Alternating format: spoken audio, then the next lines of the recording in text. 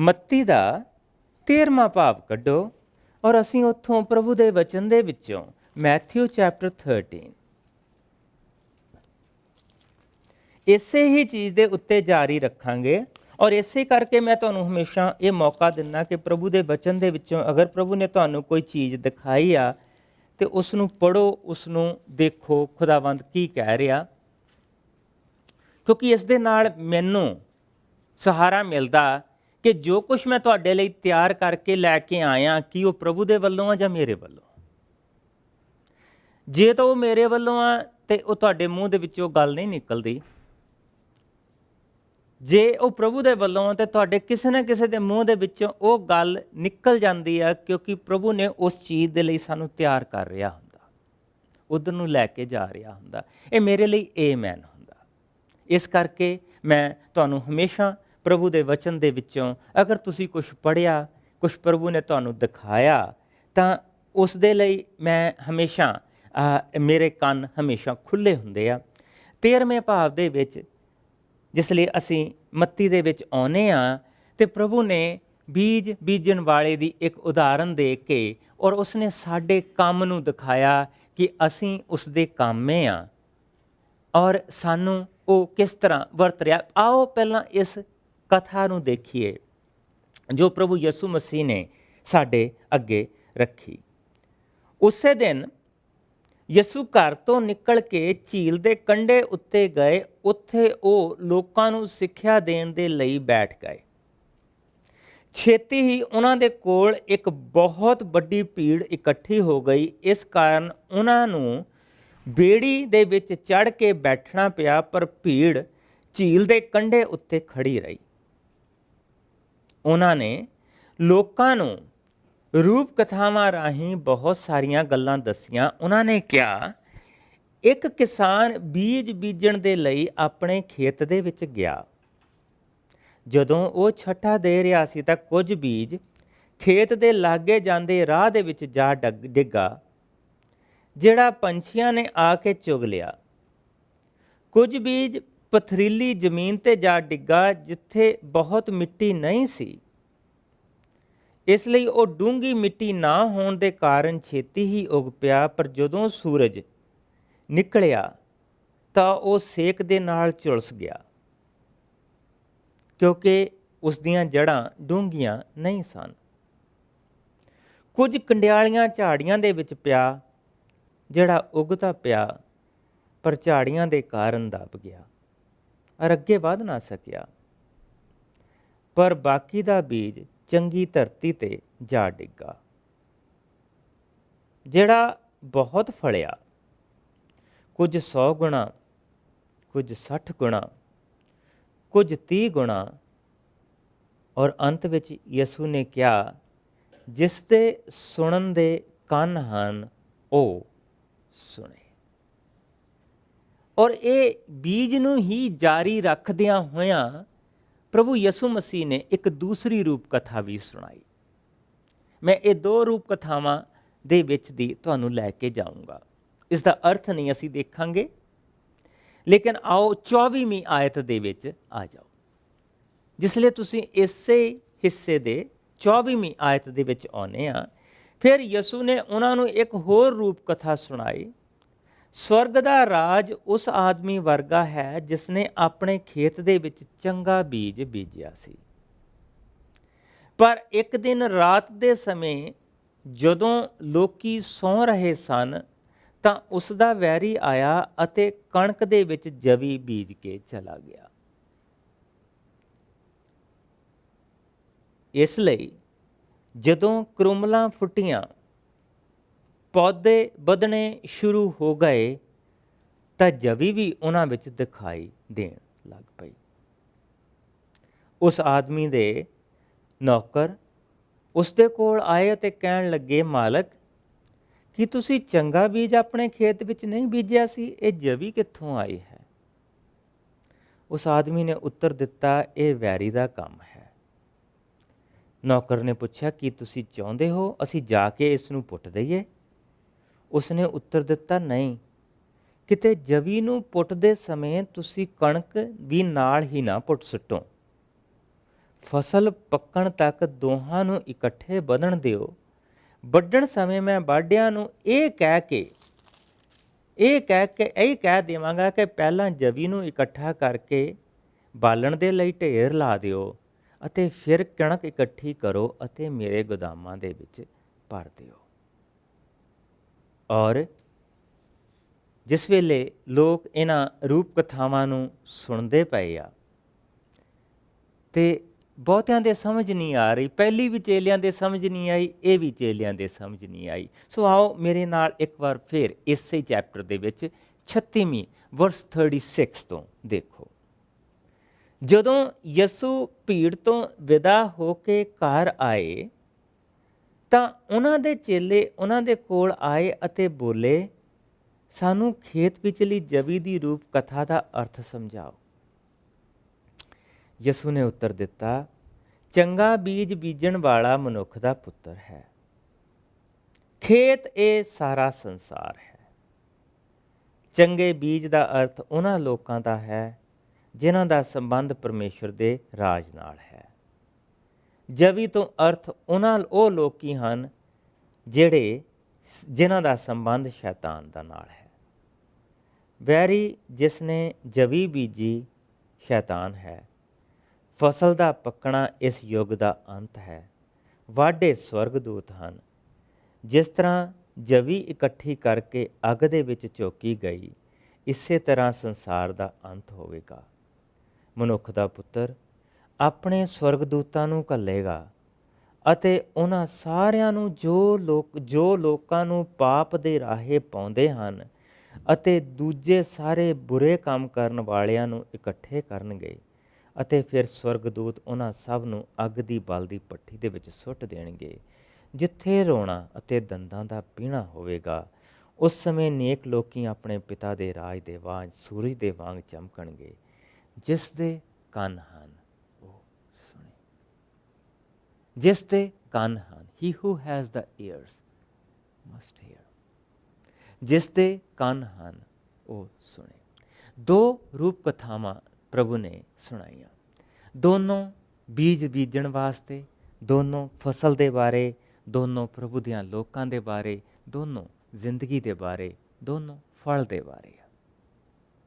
ਇਹ ਰੂਪ ਕਥਾ ਜੋ ਦੂਸਰੀ ਪ੍ਰਭੂ ਨੇ ਸਾਨੂੰ ਦੱਸੀ ਆ, ਜਿਸ ਦੇ ਨਾਲ ਉਸਨੇ ਇਸ ਸੰਸਾਰ ਨੂੰ ਸਪਸ਼ਟ ਖੋਲ ਕੇ ਸਾਡੇ ਸਾਹਮਣੇ ਰੱਖ ਦਿੱਤਾ।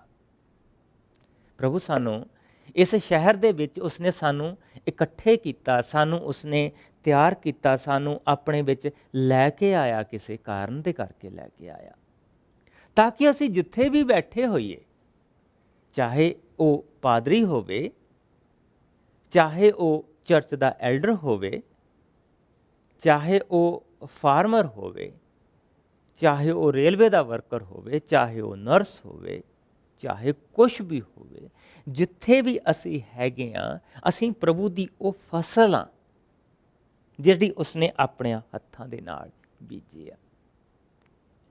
ਔਰ ਪ੍ਰਭੂ ਦਾ ਵਚਨ ਦਿਖਾ ਰਿਹਾ ਕਿ ਪ੍ਰਭੂ ਨੇ ਤਾਂ ਚੰਗੀ ਫਸਲ ਬੀਜੀ। ਅਸੀਂ ਉਸਨੇ ਸਾਨੂੰ ਸਾਰੀ ਦੁਨੀਆ ਦੀ ਉਸਨੇ ਪਿਕਚਰ ਦਿਖਾਈ। ਉਸਨੇ ਅਦਨ ਦੇ ਬਾਗ ਤੋਂ ਲੈ ਕੇ ਸਾਨੂੰ ਸਾਰੀ ਦੁਨੀਆ ਦੀ ਪਿਕਚਰ ਦਿਖਾਈ ਕਿ ਜਿੰਨੀ ਵੀ ਇਹ ਜਿਹੜਾ ਖੇਤ ਆ, ਜਿਹੜਾ ਫੀਲਡ ਆ, ਇਟ ਇਜ਼ ਵਨ। ਖੇਤ ਇੱਕ ਆ, ਬੀਜਣ ਵਾਲੇ ਦੋ ਆ। ਬੀਜਣ ਵਾਲਾ ਪ੍ਰਭੂ ਯਿਸੂ ਮਸੀਹ ਆਪ ਆ ਔਰ ਦੂਸਰਾ ਵੈਰੀ ਆ। ਫਸਲ ਦੋਨਾਂ ਦੀ ਉਗਦੀ ਪਈ ਆ। ਫਸਲ ਦੋਨਾਂ ਦੀ ਇਸ ਧਰਤੀ ਤੇ ਉਗਦੀ ਪਈ ਆ। ਇਸ ਧਰਤੀ ਤੇ ਦੋਨੋਂ ਲੋਕ ਇੱਕ ਦੂਸਰੇ ਦੇ ਸੰਗ ਵਾਸ ਕਰਦੇ ਪਏ ਆ, ਇੱਕ ਦੂਸਰੇ ਦੇ ਨਾਲ ਰਹਿ ਰਹੇ ਆ, ਇੱਕ ਦੂਸਰੇ ਦੇ ਨਾਲ ਜ਼ਿੰਦਗੀ ਬਿਤਾ ਰਹੇ ਆ। ਪਰ ਜਿਸ ਵੇਲੇ ਅਸੀਂ ਪ੍ਰਭੂ ਦੇ ਵਚਨ ਦੇ ਵਿੱਚ ਜਾਂਦੇ ਹਾਂ ਤੇ ਪ੍ਰਭੂ ਦਾ ਵਚਨ ਸਾਨੂੰ ਇਸ ਚੀਜ਼ ਦੇ ਲਈ ਦੱਸਦਾ ਕਿ ਨੌਕਰ ਆਏ ਔਰ ਉਸ ਨੂੰ ਕਹਿ ਰਹੇ ਆ ਕਿ ਅਸੀਂ ਜਵੀ ਨੂੰ ਪੁੱਟ ਸਿੱਟੀਏ, ਕਿ ਅਸੀਂ ਜਵੀ ਦਾ ਨਾਸ਼ ਕਰ ਦਈਏ। ਕੀ ਅਸੀਂ ਸ਼ੈਤਾਨ ਦਿਆਂ ਲੋਕਾਂ ਦਾ ਨਾਸ਼ ਕਰ ਦਈਏ? ਔਰ ਪ੍ਰਭੂ ਦਾ ਜਵਾਬ ਆ ਕਿ ਨਹੀਂ, ਨਹੀਂ। ਤੁਸੀਂ ਜਵੀ ਨੂੰ ਪੁੱਟਣ ਦੇ ਲਈ ਤੁਸੀਂ ਨਹੀਂ ਸੱਦੇ ਗਏ, ਉਸ ਦੇ ਲਈ ਮੈਂ ਇੱਕ ਹੋਰ ਲੋਕ ਰੱਖੇ ਆ, ਉਸ ਦੇ ਲਈ ਮੈਂ ਸਵਰਗਦੂਤ ਰੱਖੇ ਆ। Angels will do that. ਮੇਰੇ ਜਿਹੜੇ ਫਰਿਸ਼ਤੇ ਆ ਉਹ ਇਹ ਕੰਮ ਕਰਨਗੇ, ਉਹ ਇਹ ਕੰਮ ਕਰਨਗੇ। ਤੁਸੀਂ ਜਵੀ ਨੂੰ ਪੁੱਟਣ ਦੇ ਲਈ ਨਹੀਂ, ਪਰ ਤੁਸੀਂ ਜਿਹੜੇ ਕਣਕ ਆ, ਜਿਸ ਦੇ ਲਈ ਮੈਂ ਤੁਹਾਨੂੰ ਰੇਜ਼ ਕੀਤਾ, ਜਿਹੜਾ ਤੁਹਾਡਾ ਮੈਂ ਬੀਜ ਬੀਜਿਆ, ਤੁਸੀਂ ਕਣਕ ਦੇ ਵਾਂਗ ਇਹਨਾਂ ਦੇ ਵਿੱਚ ਉੱਗਣ ਦੇ ਲਈ ਚੁਣੇ ਗਏ ਆ। ਇਹਨਾਂ ਦੇ ਵਿੱਚ ਕਣਕ ਦੇ ਵਾਂਗ ਚੁਣੇ ਗਏ ਆ। ਜਿਸ ਤਰ੍ਹਾਂ ਸਾਡੇ ਭਰਾ ਨੇ ਅੱਜ ਇਸ ਚੀਜ਼ ਨੂੰ ਸ਼ੇਅਰ ਕੀਤਾ ਕਿ ਇਸ ਜ਼ਿੰਦਗੀ ਦੇ ਵਿੱਚ ਜਿਸ ਵੇਲੇ ਅਸੀਂ ਗੁਜ਼ਰਾਂਗੇ ਤਾਂ ਸਾਨੂੰ ਐਸੇ ਲੋਕ ਮਿਲਣਗੇ ਜਿਨ੍ਹਾਂ ਦੀ ਜ਼ਿੰਦਗੀ ਨੂੰ ਪ੍ਰਭੂ ਟੱਚ ਕਰ ਰਿਹਾ, ਜਿਨ੍ਹਾਂ ਦੀ ਜ਼ਿੰਦਗੀ ਨੂੰ ਪ੍ਰਭੂ ਬਦਲ ਰਿਹਾ, ਜਿਨ੍ਹਾਂ ਦੀ ਜ਼ਿੰਦਗੀ ਦੇ ਵਿੱਚ ਜੋ ਕੁਛ ਉਹਨਾਂ ਵਿਚਾਰਿਆਂ ਦੇ ਕੋਲ ਹੈਗਾ ਆ, ਜਿੰਨਾ ਕੁ ਉਹਨਾਂ ਨੂੰ ਪਤਾ ਆ, ਉਸ ਦੇ ਨਾਲ ਉਹਨਾਂ ਦੀ ਜ਼ਿੰਦਗੀ ਦੇ ਵਿੱਚ ਪ੍ਰਭੂ ਇੱਕ ਵਾਰ ਫਿਰ ਉਭਾਰ ਲੈ ਕੇ ਆ ਰਿਹਾ। ਕੀ ਅਸੀਂ ਉਹ ਸਾਰਾ ਕੁਛ ਪੁੱਟ ਕੇ ਸੁੱਟ ਦਈਏ ਕਿ ਭਾਈ ਜੋ ਕੁਛ ਤੂੰ ਕਹਿੰਦਾ ਪਿਆ ਉਹ ਸਾਰਾ ਕੁਛ ਹੀ ਗਲਤ ਆ? ਜੋ ਕੁਛ ਤੇਰੀ ਜ਼ਿੰਦਗੀ ਦੇ ਵਿੱਚ, ਜੋ ਕੁਛ ਤੂੰ ਮੈਨੂੰ ਬਾਣੀ ਤੋਂ ਦੱਸਿਆ, ਜੋ ਕੁਛ ਤੂੰ ਮੈਨੂੰ ਜਾਂ ਤੂੰ ਮੈਨੂੰ ਜੋ ਕੁਛ ਕਿਸੇ ਗ੍ਰੰਥ ਤੋਂ ਦੱਸਿਆ, ਸਾਰਾ ਕੁਛ ਗਲਤ ਆ? ਨੋ, ਸਾਰੀਆਂ ਚੀਜ਼ਾਂ ਗਲਤ ਨਹੀਂ। ਉਹ ਕਹਿੰਦਾ ਉਹਨਾਂ ਚੀਜ਼ਾਂ ਨੂੰ ਤੁਸੀਂ ਉੱਗਣ ਦਿਓ, ਪਰ ਤੁਸੀਂ ਉਹਨਾਂ ਦੇ ਵਿੱਚ ਜਿਹੜੀ ਫਸਲ ਤੁਸੀਂ ਆ, ਆਪਣੀ ਉਸ ਫਸਲ ਦੀ ਤਰ੍ਹਾਂ ਉਹਨਾਂ ਦੇ ਵਿੱਚ ਵੱਧਦੇ ਜਾਓ, ਉਸ ਫਸਲ ਦੀ ਤਰ੍ਹਾਂ ਉਹਨਾਂ ਦੇ ਵਿੱਚ ਬਣਦੇ ਜਾਓ। ਤੁਸੀਂ ਜਿਸ ਤਰ੍ਹਾਂ ਕਣਕ ਦੀ ਤਰ੍ਹਾਂ ਪੈਦਾ ਕੀਤੇ ਗਏ ਆ, ਤੁਸੀਂ ਕਣਕ ਦੀ ਤਰ੍ਹਾਂ ਵੱਧਦੇ ਜਾਓ, ਤਾਂ ਪ੍ਰਭੂ ਉਹਨਾਂ ਦੀ ਜਿਹੜੀ ਜਵੀ ਆ ਉਸ ਨੂੰ ਪੁੱਟ ਕੇ ਸਾਫ਼ ਕਰਦਾ ਜਾਏਗਾ। ਉਸ ਜਵੀ ਨੂੰ ਉਹ ਕੱਢਦਾ ਜਾਏਗਾ। ਜਿਹੜੀਆਂ ਚੀਜ਼ਾਂ ਉਹਦੇ ਵਿੱਚ ਆ, ਜਿਸ ਤਰ੍ਹਾਂ ਸਾਡੇ ਭਰਾ ਨੇ ਕਿਹਾ ਕਿ ਅਗਰ ਉਹ 10 ਹੁਕਮ ਕੱਢ ਦਿੱਤੇ ਜਾਣ ਤਾਂ ਫਾਊਂਡੇਸ਼ਨਾਂ ਡਿੱਗ ਪੈਣਗੀਆਂ, ਫਾਊਂਡੇਸ਼ਨ ਸਾਰੀ ਡਿੱਗ ਪਏਗੀ, ਕਿਉਂਕਿ ਫਾਊਂਡੇਸ਼ਨ ਉਹ ਹੀ ਆ।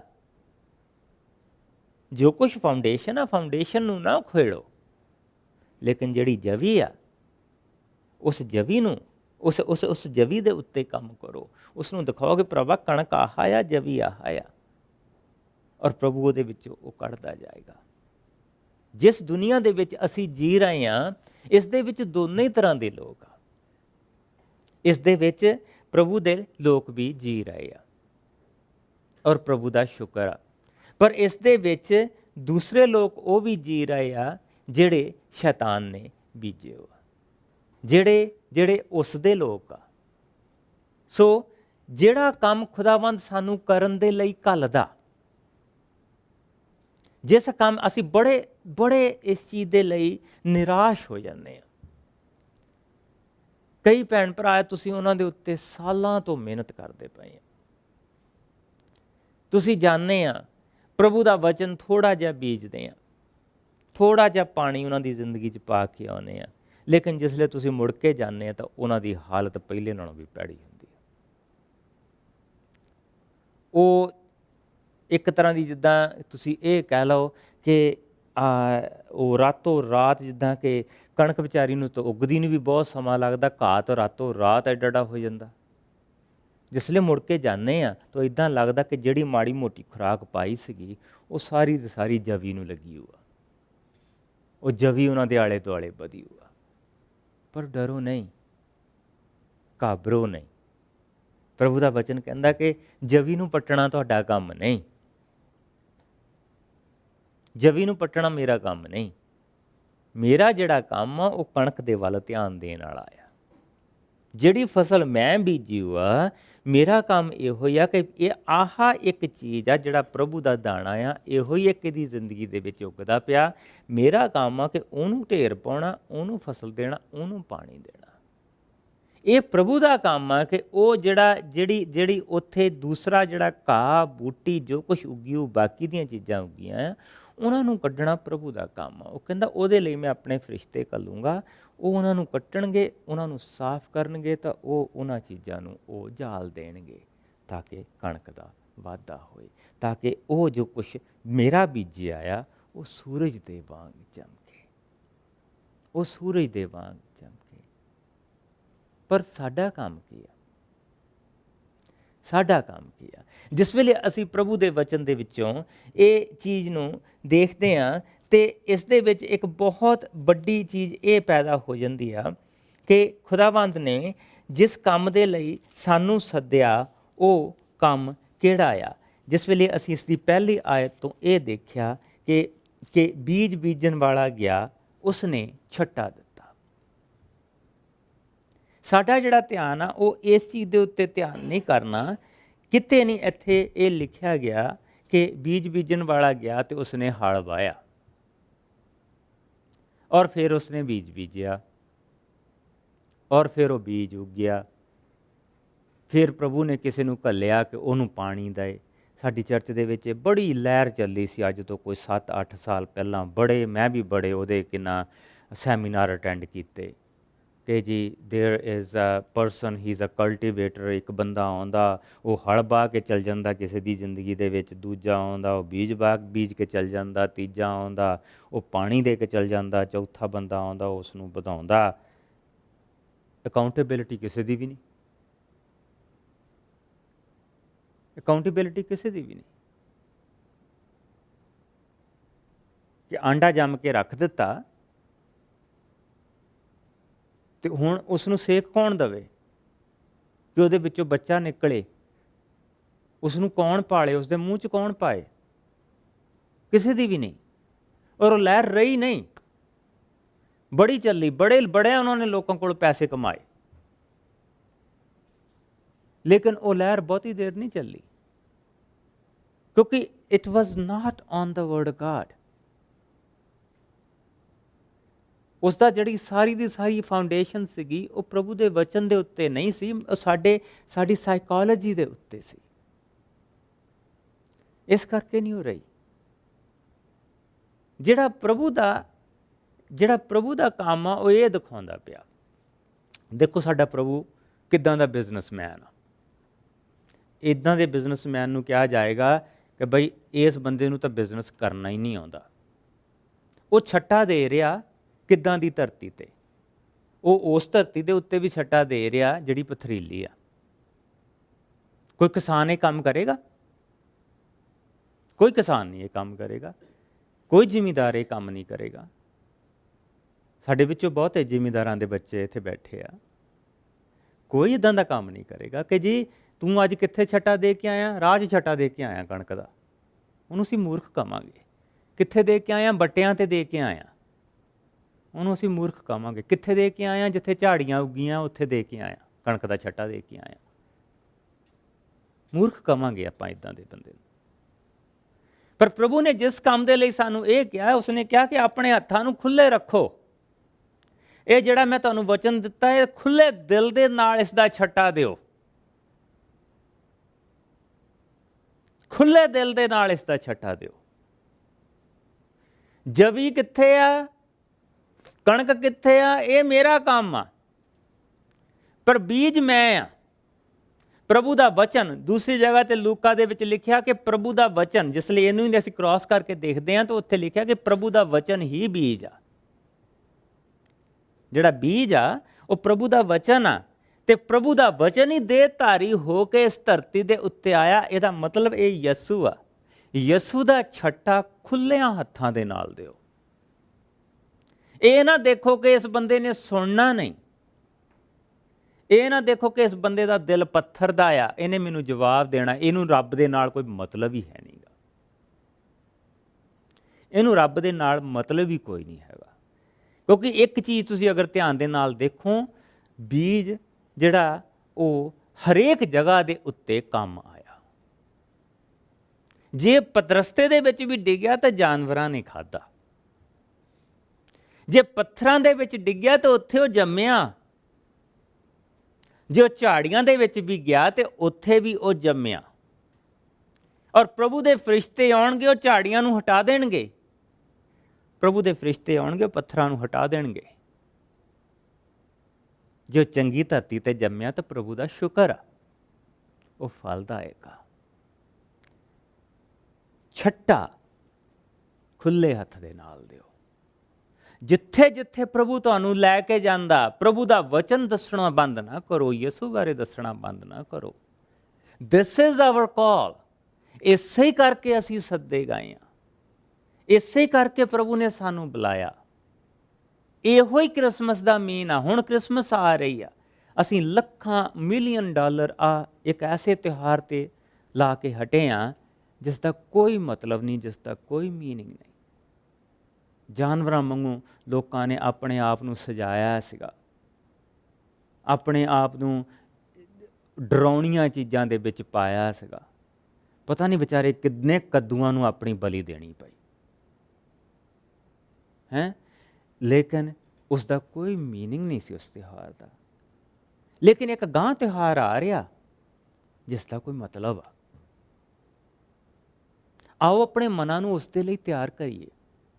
ਬਹੁਤ ਸਾਰੇ ਸਾਨੂੰ ਲੋਕ ਕਹਿਣਗੇ ਪ੍ਰਭੂ ਯਿਸੂ ਮਸੀਹ ਦਾ, ਸਾਡੇ ਵਿੱਚੋਂ ਹੀ ਕਹਿਣਗੇ, ਬਾਹਰ ਤਾਂ ਸਾਨੂੰ ਜਾਣ ਦੀ ਲੋੜ ਹੀ ਕੋਈ ਨਹੀਂ, ਸਾਡੇ ਵਿੱਚੋਂ ਹੀ ਕਹਿਣਗੇ ਪ੍ਰਭੂ ਯਿਸੂ ਮਸੀਹ ਦਾ ਜਨਮ ਤਾਂ ਜੀ ਦਸੰਬਰ ਦੇ ਮਹੀਨੇ 'ਚ ਨਹੀਂ ਹੋਇਆ ਸੀਗਾ।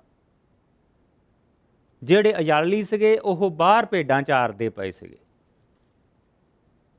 ਓਕੇ, ਤੁਸੀਂ ਜੂਨ ਦੇ ਵਿੱਚ ਮਨਾਉਂਦੇ ਆ, ਜੂਨ ਜੁਲਾਈ ਦੇ ਵਿੱਚ ਬਾਹਰ ਹੁੰਦੇ ਆ, ਤੁਸੀਂ ਜੂਨ ਜੁਲਾਈ 'ਚ ਮਨਾਉਂਦੇ ਹੋ ਦਿਨ ਨੂੰ, ਜ਼ਰੂਰ ਮਨਾਓ। ਇਸ ਤਿਉਹਾਰ ਨੂੰ ਜ਼ਰੂਰ ਮਨਾਓ।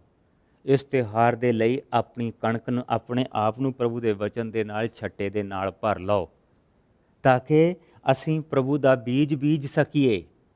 ਸਾਡਾ ਧਿਆਨ ਪਥਰੀਲੀ ਧਰਤੀ ਵੱਲ ਨਹੀਂ ਹੋਣਾ ਚਾਹੀਦਾ, ਸਾਡਾ ਧਿਆਨ ਕੰਡਿਆਲੀ ਧਰਤੀ ਵੱਲ ਨਹੀਂ ਹੋਣਾ ਚਾਹੀਦਾ, ਸਾਡਾ ਧਿਆਨ ਇਸ ਚੀਜ਼ ਦੇ ਵੱਲ ਨਹੀਂ ਹੋਣਾ ਚਾਹੀਦਾ ਕਿ ਇਹ ਰਸਤਾ ਆ, ਇਹ ਰਸਤਾ। Let me tell you a story about a path. ਮੈਨੂੰ ਰਸਤੇ ਦੇ ਲਈ ਇੱਕ ਤੁਹਾਡੇ ਨਾਲ ਗੱਲ ਸ਼ੇਅਰ ਕਰਨ ਦੀ ਮੈਨੂੰ ਮੌਕਾ ਦਿਓ। ਸਾਧੂ ਸੁੰਦਰ ਸਿੰਘ, ਉਹਨਾਂ ਦਾ ਜਿਹੜਾ ਸਭ ਤੋਂ ਬੈਸਟ ਜਿਹੜੀ ਉਹ ਚੀਜ਼ ਲੋਕਾਂ ਨੂੰ ਦਿੰਦੇ ਹੁੰਦੇ ਸੀ, ਉਹ ਦਿੰਦੇ ਹੁੰਦੇ ਸੀ ਗੋਸਪਲ ਆਫ ਜੌਨ। ਯਹੂਨਾ ਦਾ ਨਿਯਮ ਦੇ ਉਹਨਾਂ ਨੇ ਆਪਣੇ ਥੈਲੇ ਦੇ ਵਿੱਚ ਪਾਏ ਹੁੰਦੇ ਸੀਗੇ। ਉਹ ਜਿਹਨੂੰ ਵੀ ਦਿੰਦੇ ਹੁੰਦੇ ਸੀਗੇ ਉਹ ਗੋਸਪਲ ਆਫ ਜੌਨ ਦਿੰਦੇ ਹੁੰਦੇ ਸੀ। ਇਸੇ ਤਰ੍ਹਾਂ ਉਹ ਗੱਡੀ ਦੇ ਵਿੱਚ ਜਾਂਦੇ, ਔਰ ਅਗਰ ਤੁਹਾਨੂੰ ਪਤਾ ਕਿ ਇੰਡੀਆ ਦੇ ਵਿੱਚ ਜਿਹੜੀਆਂ ਰੇਲਵੇ ਗੱਡੀਆਂ ਸਪੈਸ਼ਲੀ ਜਿਹੜੀਆਂ ਹੁੰਦੀਆਂ ਸੀਗੀਆਂ little bit better condition railway ਗੱਡੀਆਂ, ਉਹ ਸਾਰੀਆਂ ਇੱਕ ਦੂਜੇ ਦੇ ਨਾਲ ਜੁੜੀਆਂ ਹੁੰਦੀਆਂ ਸੀਗੀਆਂ। ਤੁਸੀਂ ਪਹਿਲੇ ਡੱਬੇ ਤੋਂ ਚੜ੍ਹ ਕੇ ਪਿਛਲੇ ਡੱਬੇ ਤੱਕ ਜਾ ਸਕਦੇ ਸੀਗੇ। ਉਹ ਇਸੇ ਤਰ੍ਹਾਂ ਹੀ ਵੰਡਦੇ ਜਾਂਦੇ ਪਏ ਸੀਗੇ ਤਾਂ ਇੱਕ ਬੰਦੇ ਨੂੰ ਉਹਨਾਂ ਨੇ ਫੜਾਇਆ, ਉਸਨੇ ਉਹ ਲਿਆ, ਉਸਨੇ ਦੇਖਿਆ, ਉਸਨੇ ਉਹ ਟ੍ਰੇਨ ਦੇ ਵਿੱਚੋਂ ਚੱਕ ਕੇ ਬਾਹਰ ਮਾਰਿਆ, ਵਿੰਡੋ ਖੋਲ੍ਹੀ, ਚੱਕ ਕੇ ਬਾਹਰ ਮਾਰਿਆ। ਉਧਰਲੇ ਪਾਸਿਓਂ ਕੋਈ ਬੰਦਾ ਆਪਣੇ ਸਾਈਕਲ 'ਤੇ ਆਉਂਦਾ ਪਿਆ ਸੀ, ਉਹ ਜਾ ਕੇ ਉਹਦੇ ਮੂੰਹ 'ਤੇ ਲੱਗਾ। ਉਸਨੇ ਉਹ ਗੋਸਪਲ ਦਾ ਹਿੱਸਾ ਲਿਆ ਅਤੇ ਉੱਥੇ ਬੈਠ ਕੇ ਪਹਿਲਾਂ ਉਸਨੇ ਉਹਨੂੰ ਪੜ੍ਹਿਆ, ਫਿਰ ਉਹ ਘਰ ਲੈ ਕੇ ਗਿਆ। ਉਸਨੇ ਆਪਣਾ ਸਾਰਾ ਪਰਿਵਾਰ ਇਕੱਠਾ ਕੀਤਾ ਅਤੇ ਫਿਰ ਉਹਨਾਂ ਨੇ ਉਸ ਨੂੰ ਬੈਠ ਕੇ ਪੜ੍ਹਿਆ। ਕਿੰਨੀ ਦੇਰ ਉਹ ਵਚਨ ਦਾ ਉਹੀ ਹਿੱਸਾ ਪੜ੍ਹਦੇ ਰਹੇ। ਉਹਨਾਂ ਨੇ ਯਿਸੂ ਦੇ ਬਾਰੇ ਜਾਣਨ ਦੀ ਕੋਸ਼ਿਸ਼ ਕੀਤੀ ਕਿ ਯਿਸੂ ਹੈ ਕੌਣ। ਪਾਕਿਸਤਾਨ ਦੇ ਵਿੱਚ ਬਹੁਤ ਵੱਡੀ ਕਾਨਫਰੰਸ ਹੁੰਦੀ ਸੀ, ਜਿਸ ਤਰ੍ਹਾਂ ਅਸੀਂ ਇੱਥੇ ਆਪਣੀ ਕਾਨਫਰੰਸ ਕਰਦੇ ਹਾਂ। ਬੜੀ ਵੱਡੀ ਉੱਥੇ ਪਾਕਿਸਤਾਨ ਪੰਜਾਬ ਦੇ ਵਿੱਚ ਕਾਨਫਰੰਸ ਹੁੰਦੀ ਸੀ। ਬੜੇ ਦੂਰ ਦੂਰ ਤੋਂ ਲੋਕ ਉੱਥੇ ਜਿਹੜੇ ਮਸੀਹੀ ਸੀ ਜਾਂਦੇ ਸੀ। ਔਰ ਸਾਧੂ ਸੁੰਦਰ ਸਿੰਘ ਇਸੇ ਤਰ੍ਹਾਂ ਹੀ ਪ੍ਰਚਾਰ ਕਰਦੇ ਪਏ ਸੀਗੇ, ਔਰ ਇਸੇ ਹਿੱਸੇ ਦਾ ਪ੍ਰਚਾਰ ਉਹ ਕਰਦੇ ਪਏ ਸੀ ਕਿ ਬੀਜ ਬੀਜਣੋਂ ਨਾ ਹਟੋ। ਤੁਹਾਨੂੰ ਪਥਰੀਲੇ ਦਿਲਾਂ ਵਾਲੇ ਲੋਕ ਮਿਲਣਗੇ ਜਿਹੜੇ ਲੈ ਲੈਣਗੇ ਤਾਂ ਸੁੱਟ ਦੇਣਗੇ। ਅਤੇ ਉਹਨਾਂ ਨੇ ਇਹ ਕਹਾਣੀ ਸ਼ੇਅਰ ਕੀਤੀ ਕਿ ਮੈਂ ਜਾ ਰਿਹਾ ਸੀਗਾ ਸਟੇਸ਼ਨ, ਸ਼ਹਿਰ ਦਾ ਨਾਂ ਲਿਆ, ਉਹ ਸ਼ਹਿਰ ਦੇ ਲਾਗਿਓਂ ਦੀ ਮੈਂ ਜਾ ਰਿਹਾ ਸੀਗਾ। ਇੱਕ ਬੰਦੇ ਨੇ ਪ੍ਰਭੂ ਦਾ ਵਚਨ ਲਿਆ, ਉਸਨੇ ਬਾਹਰ ਸੁੱਟ ਦਿੱਤਾ, ਔਰ ਮੇਰੇ ਦਿਲ ਨੂੰ ਬੜੀ ਠੋਕਰ ਲੱਗੀ। ਅਤੇ ਫਿਰ ਕਹਿੰਦਾ ਮੈਂ ਸੋਚਿਆ ਕਿ ਮੈਨੂੰ ਪ੍ਰਭੂ ਦਾ ਵਚਨ ਇੱਦਾਂ ਲੋਕਾਂ ਨੂੰ ਦੇਣਾ ਨਹੀਂ ਚਾਹੀਦਾ। ਪ੍ਰਭੂ ਦੇ ਵਚਨ ਦੀ ਨਿੰਦਿਆ ਹੁੰਦੀ ਹੈ। ਲੇਕਿਨ ਪ੍ਰਭੂ ਨੇ ਮੈਨੂੰ ਕਿਹਾ ਕਿ ਨਹੀਂ, ਤੂੰ ਦਿੰਦਾ ਜਾ। ਅਤੇ ਪਿੱਛੋਂ ਇੱਕ ਬੰਦੇ ਨੇ ਹੱਥ ਖੜ੍ਹਾ ਕੀਤਾ। ਉਹ ਕਹਿੰਦਾ ਕਿ ਜਿਸ ਵੇਲੇ ਉਹ ਪ੍ਰਭੂ ਦਾ ਉਹਨੇ ਵਚਨ ਲੈ ਕੇ ਬਾਹਰ ਸੁੱਟਿਆ, ਉਹ ਆ ਕੇ ਮੇਰੇ ਮੂੰਹ 'ਤੇ ਲੱਗਾ। ਉਹਦੇ ਲਈ ਨਹੀਂ ਸੀ, ਉਹ ਮੇਰੇ ਲਈ ਸੀ। ਤੁਹਾਨੂੰ ਕੁਛ ਨਹੀਂ ਪਤਾ ਕਿ ਉਸ ਪੱਥਰ ਦੇ ਨਾਲ ਉਹ ਬੀਜ ਟਕਰਾ ਕੇ ਉੱਡ ਕੇ ਜਾ ਕੇ ਕਿਹੜੀ ਧਰਤੀ ਤੇ ਜਾ ਪਏ। ਪਤਾ ਨਹੀਂ ਤੁਸੀਂ ਦੱਸ ਕਿਸੇ ਨੂੰ ਰਹੇ ਆ, ਸੁਣ ਕੋਈ ਹੋਰ ਰਿਹਾ। ਦੱਸਦੇ ਤੁਸੀਂ ਕਿਸੇ ਨੂੰ ਪਏ ਆ ਤੇ ਸੁਣਦਾ ਕੋਈ ਹੋਰ ਪਿਆ, ਔਰ ਨਾਲ ਦੇ ਸੁਣਨ ਵਾਲੇ ਨੂੰ ਪ੍ਰਭੂ ਦਾ ਜ਼ਿੰਦਗੀ ਉਹਦੀ 'ਚ ਆ ਜਾਂਦਾ ਔਰ ਉਸ ਦੀ ਜ਼ਿੰਦਗੀ ਬਦਲ ਜਾਂਦੀ ਆ। ਇਹ ਜੋ ਦੋ ਹਿੱਸੇ ਸਾਨੂੰ ਪ੍ਰਭੂ ਨੇ ਦਿੱਤੇ ਆ, ਉਹ ਸਾਨੂੰ ਇਸ ਕਰਕੇ ਦਿੱਤੇ ਆ ਕਿ ਸਾਨੂੰ ਜਵੀ ਦਾ ਫਿਕਰ ਨਹੀਂ ਕਰਨਾ ਚਾਹੀਦਾ ਕਿ ਜਵੀ ਕਿੰਨੀ ਕੁ ਉੱਗੀ ਹੋਊ ਆ। ਔਰ ਜਿਸ ਸਮੇਂ ਦੇ ਵਿੱਚ ਅਸੀਂ ਜੀ ਰਹੇ ਹਾਂ, ਇਹ ਜਵੀ ਦਾ ਸਮਾਂ ਆ ਭਾਈ, ਇਹ ਸਮਾਂ ਹੀ ਜਵੀ ਦਾ ਆ। ਜਵੀ ਹਰੇਕ ਜਗ੍ਹਾ ਤੇ ਆ। ਇਹ ਸਮਾਂ ਉਹ ਸਮਾਂ ਆ ਜਿਸ ਨੂੰ ਆਖਰੀ ਦਿਨ ਪ੍ਰਭੂ ਦੇ ਵਚਨ ਦੇ ਵਿੱਚ ਕਹੇ ਗਏ ਆ। ਔਰ ਅਗਰ ਸਾਰੀਆਂ ਜਿੰਨੀਆਂ ਵੀ ਪ੍ਰਭੂ ਦੇ ਵਚਨ ਦੇ ਵਿੱਚ ਸਾਨੂੰ ਆਉਣ ਵਾਲਿਆਂ ਦਿਨਾਂ ਦੇ ਲਈ ਜੋ ਕੁਛ ਵੀ ਸਾਨੂੰ ਦੱਸਿਆ ਗਿਆ, ਅਗਰ ਉਹਨਾਂ ਨੂੰ ਧਿਆਨ ਦੇ ਵਿੱਚ ਰੱਖੀਏ ਕਿ ਉਹ ਆਖਰੀ ਦਿਨਾਂ ਦੇ ਵਿੱਚ ਕੀ ਕੁਛ ਹੋਏਗਾ, ਤਾਂ ਭਾਈ ਉਹ ਸਾਰੀਆਂ ਚੀਜ਼ਾਂ ਪੂਰੀਆਂ ਹੋ ਰਹੀਆਂ। ਉਹ ਚੀਜ਼ਾਂ ਪੂਰੀਆਂ ਹੋ ਰਹੀਆਂ, ਸਮਾਂ ਪੱਕ ਰਿਹਾ। ਔਰ ਇਹ ਜਿਹੜਾ ਸਮਾਂ ਜਿਸ ਦੇ ਲਈ ਪ੍ਰਭੂ ਸਾਨੂੰ ਵਰਤ ਰਿਹਾ, ਆਪਣੇ ਛੱਟੇ ਵਾਲਾ ਹੱਥ ਇਸ ਨੂੰ ਭਰ ਕੇ ਰੱਖੋ। ਜਿੱਥੇ ਜਿੱਥੇ ਤੁਹਾਨੂੰ ਪ੍ਰਭੂ ਵਰਤ ਰਿਹਾ, ਇਸ ਬੀਜ ਦਾ ਛੱਟਾ ਦਿੰਦੇ ਚਲੇ ਜਾਓ, ਪ੍ਰਭੂ ਦੇ ਵਚਨ ਦਾ ਛੱਟਾ ਦਿੰਦੇ ਚਲੇ ਜਾਓ, ਤਾਂ ਕਿ ਪ੍ਰਭੂ ਦਾ ਵਚਨ ਭੈਣਾਂ ਭਰਾਵਾਂ ਦੇ ਲੋਕਾਂ ਦੇ ਦਿਲਾਂ ਤੱਕ ਪਹੁੰਚੇ ਔਰ ਇਹ ਬੀਜ ਹੋਏ। ਫਸਲ ਕਿੰਨੀ ਲੈ ਕੇ ਆਏਗਾ, ਕਿੰਨਾ ਨਹੀਂ ਲੈ ਕੇ ਆਏਗਾ, ਇਹ ਪ੍ਰਭੂ ਦਾ ਕੰਮ ਆ। ਫਸਲ ਪੈਦਾ ਕਰਨੀ ਉਸ ਦਾ ਕੰਮ ਆ। Let him deal with that. ਪਰ ਜਿਹੜਾ ਸਾਡਾ ਕੰਮ ਆ ਉਹ ਇਹ ਆ ਕਿ ਅਸੀਂ ਛੱਟਾ ਦਈਏ, ਅਸੀਂ ਛੱਟਾ ਦਈਏ। ਸਾਡੇ ਉਹ ਦਿਨ ਆ ਰਹੇ ਆ ਜਿਸ ਦਿਨ ਸਾਡੇ ਸ਼ਹਿਰ ਦੇ ਵਿੱਚ ਅਸੀਂ ਵੱਖਰੀਆਂ ਵੱਖਰੀਆਂ ਜਗ੍ਹਾਵਾਂ ਦੇ ਉੱਤੇ ਪ੍ਰਭੂ ਦੇ ਨਾਮ ਨੂੰ ਉੱਚਾ ਕਰਾਂਗੇ। ਦਸੰਬਰ 7 ਨੂੰ ਭੈਣ ਸਿਲਵਸਤੀਨਾ ਦੀ ਚਰਚ ਦੇ ਵਿੱਚ ਉਹਨਾਂ ਨੇ ਕ੍ਰਿਸਮਸ ਦਾ ਪ੍ਰੋਗਰਾਮ ਰੱਖਿਆ ਔਰ ਉਹਨਾਂ ਨੇ ਬਹੁਤ ਸਾਰੇ ਲੋਕਾਂ ਨੂੰ ਸੱਦਣਾ। ਉਹਨਾਂ ਦੀ ਲੋਕੇਸ਼ਨ ਜਿਹੜੀ ਆ ਪ੍ਰਭੂ ਦੀ ਕਿਰਪਾ ਦੇ ਨਾਲ ਇੱਕ ਐਸੀ ਜਗ੍ਹਾ ਦੇ ਉੱਤੇ ਸੈੱਟ ਆ ਜਿੱਥੇ ਅਸੀਂ ਬਹੁਤ ਸਾਰੇ ਭੈਣ ਭਰਾਵਾਂ ਦਾ ਜਿੱਥੇ ਆਉਣਾ ਆਸਾਨ ਆ ਔਰ ਬਹੁਤ ਸਾਰੇ ਭੈਣ ਭਰਾ ਆਉਂਦੇ ਆ। ਸੋ ਆਓ ਉਸ ਦੇ ਲਈ ਆਪਣੇ ਮਨਾਂ ਨੂੰ ਤਿਆਰ ਕਰੀਏ। ਸਾਡੀ ਆਪਣੀ ਜੋ ਜਿੱਦਾਂ ਦਿਨ ਆਉਂਦੇ ਜਾਣਗੇ ਮੈਂ ਤੁਹਾਨੂੰ ਦੱਸਦਾ ਜਾਊਂਗਾ, ਲੇਕਿਨ ਆਓ ਆਪਣੇ ਮਨਾਂ ਨੂੰ ਤਿਆਰ ਕਰੀਏ, ਆਪਣੇ ਮਨ ਨੂੰ ਇਸ ਦਿਨ ਦੇ ਲਈ ਤਿਆਰ ਕਰੀਏ ਕਿ ਇੱਕ ਵੱਡਾ ਦਿਨ ਆ ਰਿਹਾ। ਸਾਡੇ ਕੋਲ ਕੁਛ ਦੇਣ ਦੇ ਲਈ ਹੈ, ਸਾਡੇ ਕੋਲ ਕੁਛ ਦੇਣ ਦੇ ਲਈ ਹੈ। ਮੇਰੇ ਪਿਆਰੇ ਭੈਣੋ ਤੇ ਭਰਾਓ, ਸਾਡੇ ਕੋਲ ਦੇਣ ਦੇ ਲਈ ਉਹ ਬੀਜ ਆ ਜੋ ਸਾਡੇ ਅੰਦਰ ਇੱਕ ਨਵੀਂ ਜ਼ਿੰਦਗੀ ਪੈਦਾ ਕਰਦਾ, ਜਿਸ ਨੂੰ ਪ੍ਰਭੂ ਦਾ ਫਲ ਲੱਗਦਾ, ਜਿਸ ਦਾ ਬਹੁਤਿਆਂ ਤੱਕ ਭਲਾ ਹੁੰਦਾ। ਆਪਣਾ ਹੀ ਭਲਾ ਨਹੀਂ ਹੁੰਦਾ, ਬਹੁਤਿਆਂ ਤੱਕ ਭਲਾ ਹੁੰਦਾ। ਸੋ ਆਓ ਆਪਣੇ ਧਿਆਨ ਨੂੰ ਪ੍ਰਭੂ ਦੇ ਵੱਲ ਲਾ ਕੇ ਰੱਖੀਏ, ਆਓ ਆਪਣੇ ਹੱਥਾਂ ਨੂੰ ਖੋਲ੍ਹ ਕੇ ਰੱਖੀਏ, ਆਓ ਪ੍ਰਭੂ ਦਾ ਵਚਨ ਦੂਜਿਆਂ ਤਾਈਂ ਪਹੁੰਚਾ ਕੇ ਰੱਖੀਏ। ਉਹ ਵਚਨ ਜੋ ਦੇਹਧਾਰੀ ਹੋ ਕੇ ਸਾਡੇ ਨਾਲ ਆ, ਸਾਡੇ ਵਿੱਚ ਆ। ਪ੍ਰਭੂ ਤੂੰ ਸਾਡੇ ਤੋਂ ਆਪਣੇ ਆਪ ਨੂੰ ਆਪਣੀ ਜ਼ਿੰਦਗੀ ਨੂੰ ਪ੍ਰਭੂ ਜੀ ਤੂੰ ਸਾਡੇ 'ਚ ਪਾ ਔਰ ਤੂੰ ਸਾਨੂੰ ਆਪਣੇ ਲਈ ਵਰਤ। ਆਓ ਦੁਆ ਕਰੀਏ ਪ੍ਰਭੂ ਦੀ ਹਜ਼ੂਰੀ 'ਚ। ਗੀਤ ਦੇ ਨਾਲ ਪ੍ਰਭੂ ਦੇ ਨਾਮ ਨੂੰ ਉੱਚਾ ਕਰਾਂਗੇ, ਪਰ ਆਓ ਦੁਆ ਕਰੀਏ, ਪ੍ਰਭੂ ਨੂੰ ਬਰਕਤ ਦਈਏ।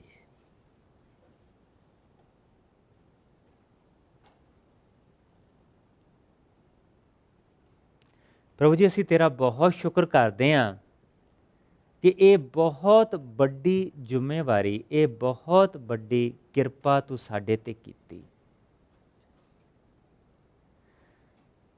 ਕਿ ਯਿਸੂ ਸਾਡੇ ਲਈ ਮੋਇਆ, ਮੁੜ ਕੇ ਜੀਆ ਔਰ ਸਵਰਗ ਦੇ ਵਿੱਚ ਔਰ ਵਾਪਸ ਨਹੀਂ ਆ ਰਿਹਾ, ਪਰ ਉਸ ਦਾ ਇੱਕ ਅੰਸ਼ ਸਾਡਿਆਂ ਹੱਥਾਂ ਵਿੱਚ ਵੀ ਆ